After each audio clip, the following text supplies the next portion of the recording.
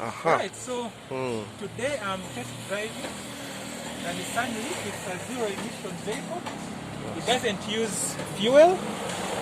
It basically uses a battery. You charge it just the same way you charge a phone. So there's no petrol, there's no diesel, there's no oil and stuff like that. You can see the design is a classic hatchback. It is quite a lot better than the original model. The original model, the design was a little bit strange. A lot of people found it strange. This is so much better.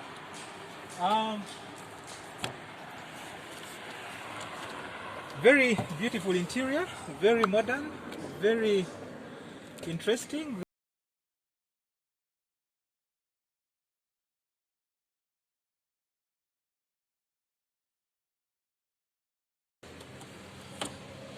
Yeah, this is where you charge. There are two ports, one for high rated charging, the other one for normal charging. You plug this in at home and it will charge to full overnight. This one will charge to 80% in about 45 minutes. Very interesting. So you don't have to go to a fuel station.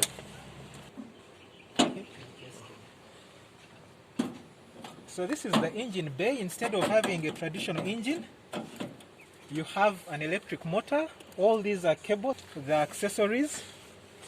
But the electric motor drives the front wheel, so it's a front wheel drive.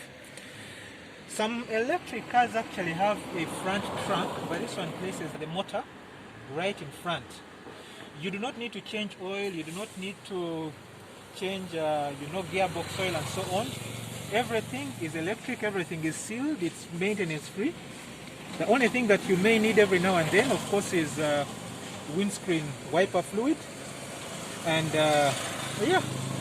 brake fluid. But the brakes, like we'll see, you don't really use that much. Okay, so let's have a look at the interior.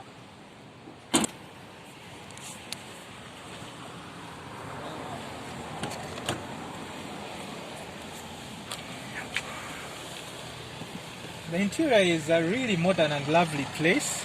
As you can see, it's a flat bottom steering wheel. Very sporty. It has a lot of functions on the steering wheel, including the autopilot, lane keeping assist and so on. Then the media controls.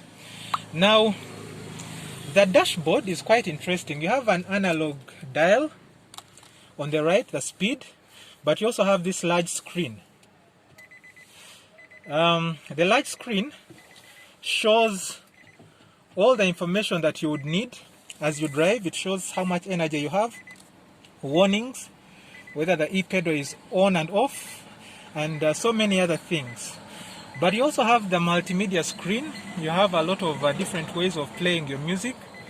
You have, I believe, Android Auto, you have Apple CarPlay, but you also have traditional radio.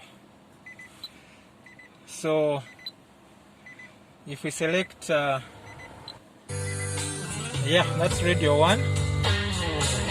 The sound is really, really good. The speakers, the sound system is Bose, which is a premium audio. Really, really good. It's the same as you'll find in very many high-end vehicles.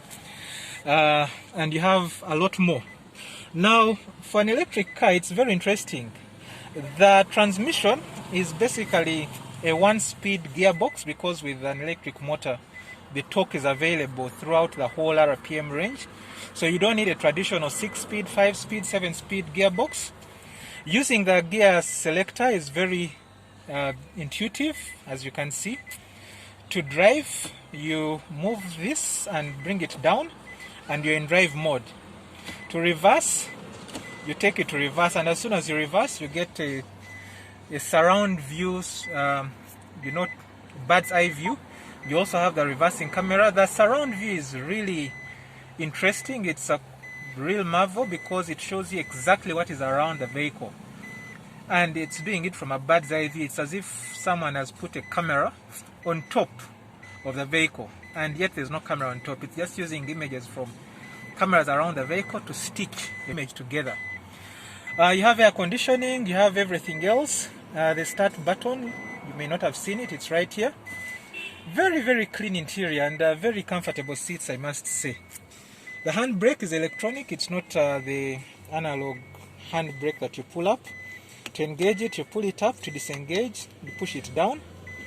And the interesting thing with this vehicle is when you engage or disengage it, you get feedback through the brake pedal. It's a very interesting thing. I've never felt this before. So we can have a drive.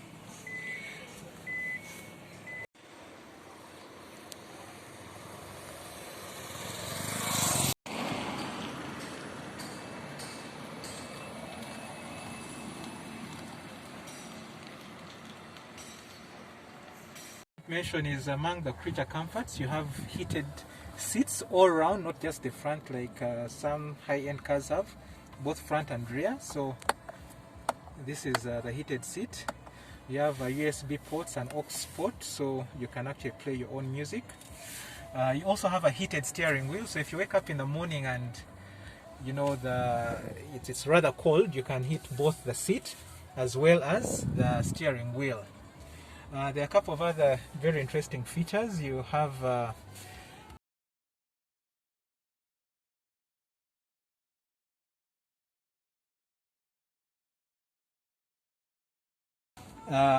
anti-collision. This slows down the car when it detects a collision is imminent.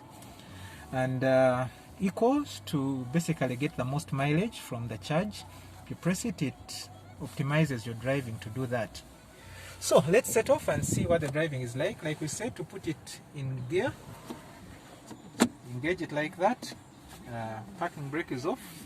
The E pedal, we'll see how it works, but for now I'm driving with it off, so I have to use the brake pedal conventionally.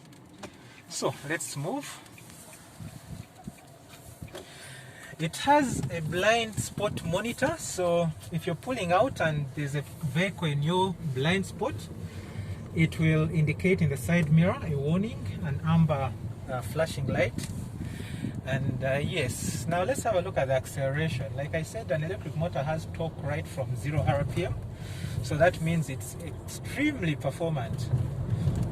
A lot of people know that the fastest cars in the world these days are electric cars, mostly Teslas, but every electric car will have a level of performance that you can't get in a regular petrol or diesel car. So wow, acceleration is really something. So let's see what the E-pedal driving is like. When I switch on the E-pedal, what that means is it uses the brakes to recharge the battery. So instead of braking, it uses that kinetic energy and converts it into electric energy to charge the battery, so you extend your range. But it also has the effect of slowing down the car very quickly without you actually stepping the brake. So right now I'm moving. If I lift off, it slows down to 0. So with electric cars, there's what we call one pedal driving. You're able to basically drive around town without ever stepping the brake, simply because you're using the slowing down to charge the vehicle, and it acts as a brake. It is a very comfortable car. It feels very solid, very well put together.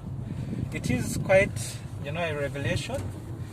I suspect that once people learn how fun electric cars are to drive and how convenient they are, you remember with such a car you don't ever take it for service, because there's nothing to service. There are no spark plugs to change, there are no oil filters to change, there are no gaskets to replace.